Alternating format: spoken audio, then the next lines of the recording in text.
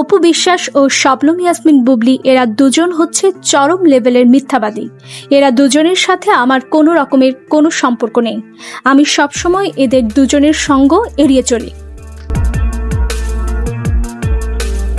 শুধুমাত্র আমার দুই ছেলের খাতিরে এদের সাথে আমার দেখা সাক্ষাৎ কথাবার্তা যা হয়। এবার একটি ইন্টারভিউতে এসে অপু বিশ্বাস বুবলিকে নিয়ে এরকমই মন্তব্য করেছেন মেগাস্টার শাকিব খান। উপস্থাপিকা শাকিব খানকে প্রশ্ন করেন, আপনি নাকি বুবলির কন্যা সন্তানের বাবা হচ্ছেন, অপুর সাথে নাকি আপনার যোগাযোগ আছে? উত্তরে শাকিব বেশ কিছুটা বিরক্ত বোধ করেন। তিনি বলেন, অপু বিশ্বাস বুবলি এদের কারো সাথে আমার কোনো সম্পর্ক নেই। আমি জানি না, আমি বলেছি না আমার লোক বলেছে, সাথে আমার তেমন কোনো সম্পর্কই নেই।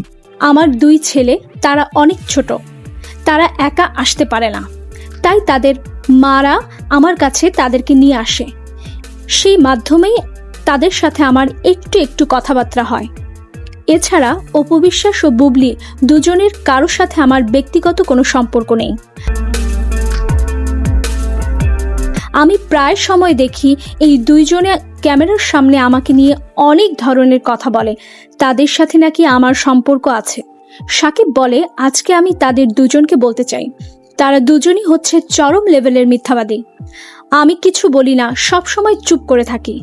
আমি সমালোচনা এড়িয়ে চলি, তাই বলে এরা নিজেদের মতো করে আমাকে নিয়ে মিথ্যা কথা বলে।